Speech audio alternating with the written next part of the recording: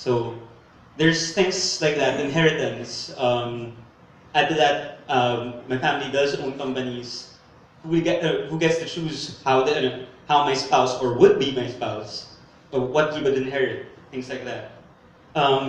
These are things that are very practical, but at the same time means a lot to people like us. So that is essentially both the position of the Philippine freethinkers and myself. So yes, thank you. Yeah. Hello everyone. Wala talaga ako.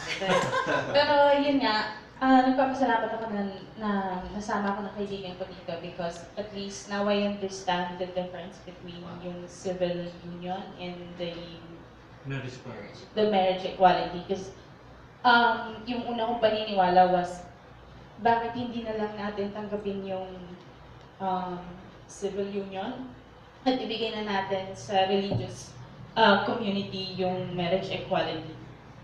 So, paglabas ko ng pinting to, go for marriage equality tayo. So ano lang ano ko lang to, gumagana lang yung utak ko in a devious way. Since we have two couples here, who ang dating sa akin, di ba, you really, I think, dating lang sa akin, you really want right marriage as well, right? Yeah. For you and for you. Although you're married in the UK, but you feel some level of discrimination and constraint na pag Pilipinas hindi kayo married. Well, for example, I can't come and get a spousal visa in the Philippines. So how do you renew your visa? Get a tourist visa every 2 months. Okay, that's hassle. Okay. Ang spousal visa, hindi ko alam kasi, how long is the spousal visa? Kapag Pilipinas? That's indefinite. Indefinite. But every 2 months, I can stay up to 3 years, then I have to go abroad for a period and come back. Okay, I get May it. business na sila. But after you have a marriage visa, you can have a permanent resident visa. Yes. But it costs 100,000. Yes. Given that, maybe, just maybe, you might be willing to join the case and I can Supplemental prepare, accommodate, whatever. So, but of course, this will be a work in progress, maybe around a month, and then we can file your own, ang tawag dyan, intervention.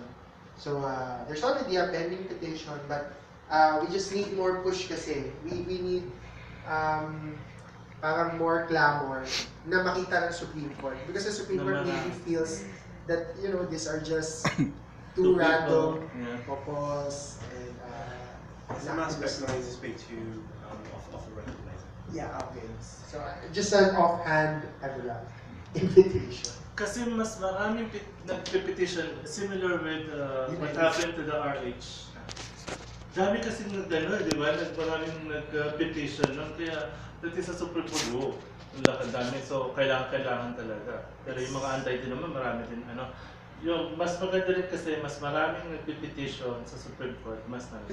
By the way, we introduce King, isa sa naging kaaway ni introduce us, sir.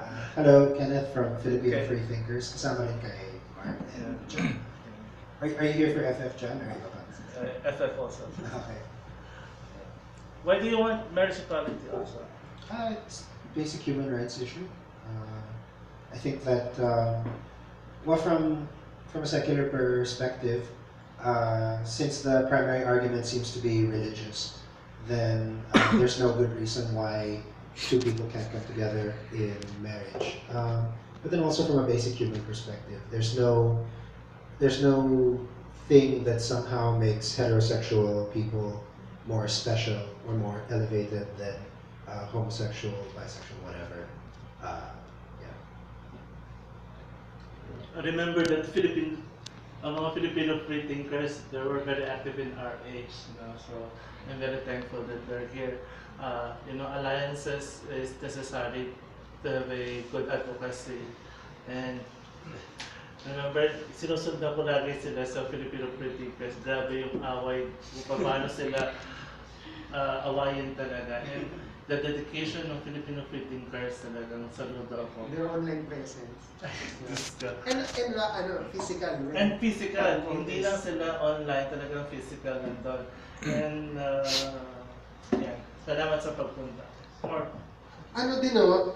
This is a good time to really push for marriage equality in relation with secularizing the country.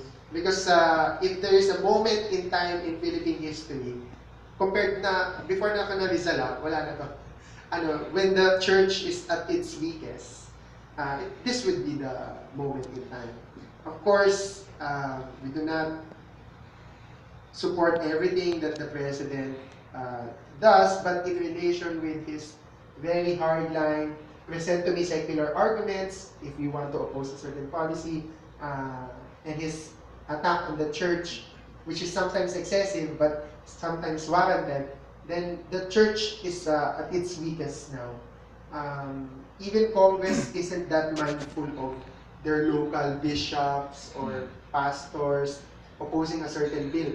That's why yung anti-discrimination bill, ang hindi man sobrang dami yung support, but it is nearing the majority in the House. 120, 108, akong last I heard 118 congressmen have signed, congressmen and congresswomen. So they just need like 50 plus or 60 plus. And that's easy to get. I mean, if we just campaign,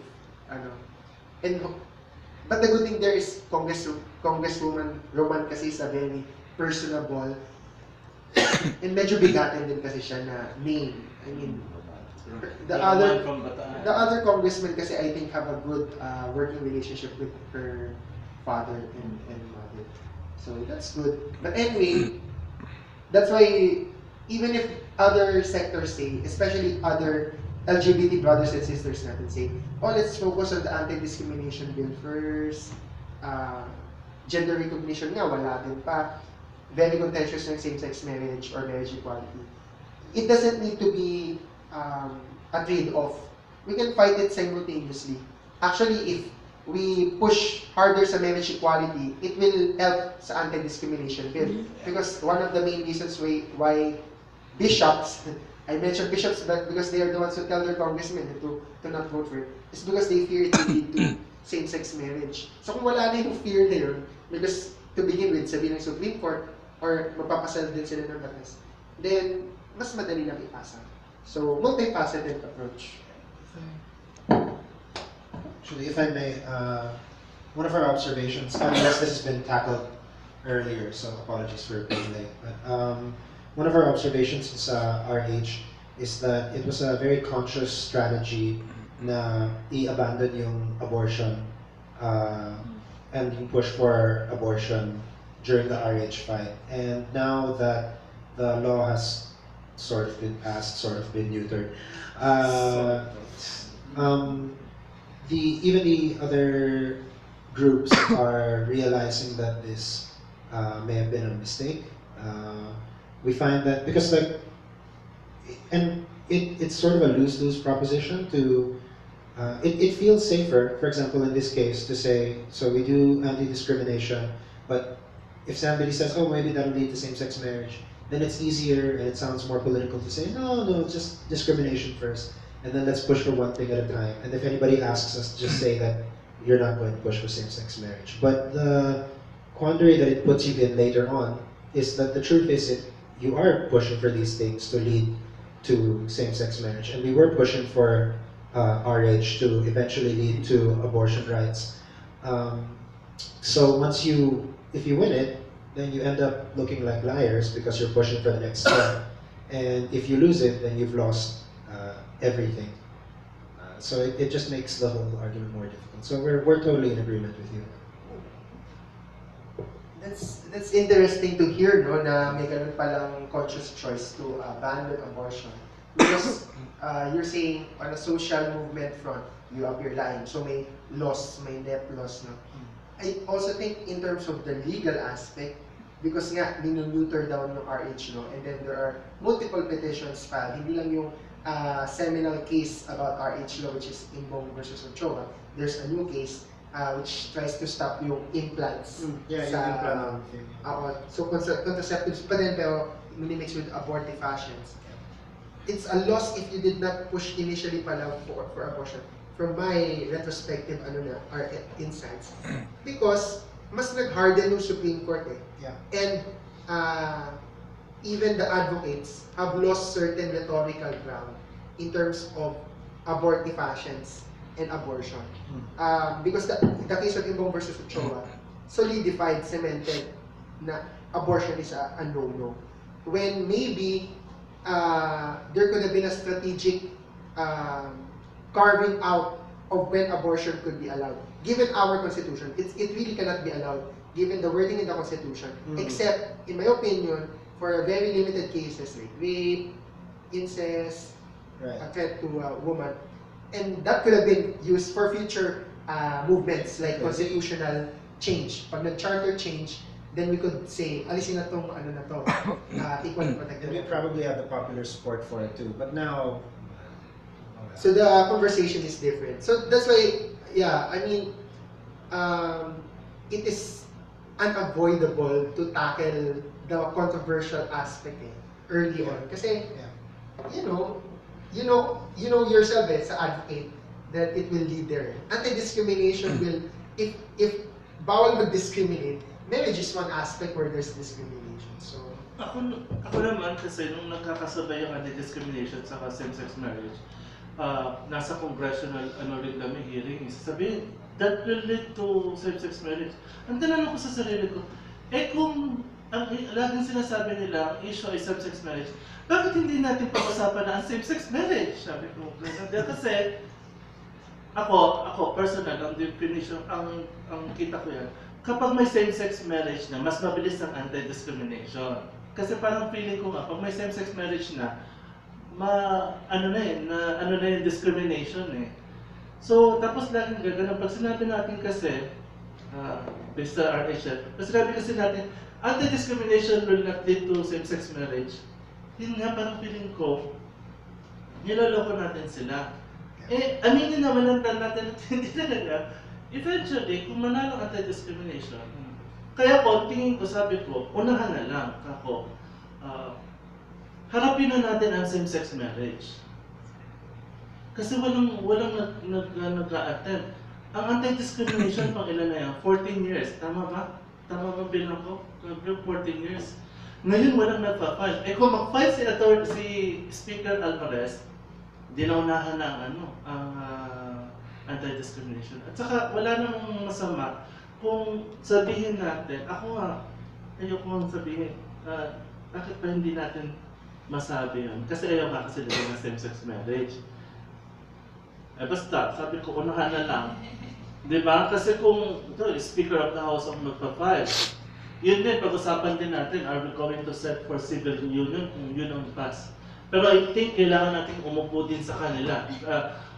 We will ask for a sit-down with yung mga writers ni Speaker Alvarez kung anong gusto nila. I think si Tornesos, meron siyang file, meron kang proposed bill na gustong ilagay dun sa kung meron. Parang feeling ko, wala pang bill na no? Anyway, Kuya, you wanted to say something naman? I'd like to introduce myself. I'm a student, and I'm Richard. I'm a student and a freelance media practitioner. I'd like to ask, sorry, I was what late. university? What school? AMA University. I'd like to ask, since I was late, what are you pushing for? Simply civil union or for civil marriage? And what difference does it entail between the two? Kami kasi, we're pushing for marriage equality, hindi civil union. Civil marriage. Yeah. Basta may marriage. Civil marriage. Kung ayaw ng simbahan, okay lang. Kung gusto ng simbahan, may mga simbahan din kasi nagkakasal kaya hindi mo pwedeng sabihin na katulad kami sa LGBTQ Church, nagkakasal kami. Metropolitan Community Church, nagkakasal. Unitarian Universities of the Philippines, nagkakasal. Teos Church of God sa Dasmariñas, Diba? So, kung gusto ng simbahan, ng mga free churches, okay lang. Kung ayaw namang traditional simbahan, okay lang. Okay. So kami, ang pabor kami sa civil marriage. Oh, may bagong term tayo. Civil marriage. Medyo na-discuss na namin ito kanina. Ang discussion sa civil union versus same-sex marriage or civil marriage or marriage equality. In fact, there's no difference as per experience of history in other countries. Na pag nagpasa sila ng civil union bill, kung anong merong rights and privileges granted in their marriage for man and woman, yun din ang ilalagay nila sa civil union bill nila. Ngayon sa Pilipinas, that could change. Diba? Pwedeng mas onte or kakaiba ang ibigay nila for LGBTs if they agree to civil unions for LGBTs. But then the question is, why? Bakit mas onte ang ibibigay sa civil union than what marriage gives to a man and a woman? Because ang point ng movement na to, ang point ng mga pro-marriage advocates is the essence of marriage is just the consent and choice of two adults who know each other, who love each other, who want to spend their lives with each other, maybe not for the rest of their lives, because ako personally, I also support divorce if ever magkakaroon sila in the future or may physical abuse, diba? But that's another discussion. But the point is, they can decide it, diba? So, walang difference ang man and woman na two adults sa two men or two women or transgender and not transgender to decide if they should become a family. So, ang tanong, kung civil union bill dito sa Pilipinas, mas konti than what the family code gives to man and woman now, why? So, kung same naman, mas malala for them. Kung same, then why call it differently? If essentially it's the same. So, parehong lasang banana, pero yung isa tawag mo apple sa banana. Bakit? Why can't it be the same banana, diba? So, civil marriage is the better term if they do not want to think. Kasi I get their apprehension, I get their concern. Ang concern siguro nila is baka ma-force ang church. But this is a misinformation. Nowhere in the world has the LGBT movement attempted to force churches to marry same-sex or transgenders or what. Because we also recognize freedom of religion. And the reason why we support marriage is because they're exercising their freedom of religion. For them, their marriage is consistent with their religion. So, okay na ako sa word na civil marriage. Pwede yun. But civil union, bakit union ba? Yun yung difference na civil marriage, civil union, same-sex marriage. Sir, pwedeng magsalita? Sige po.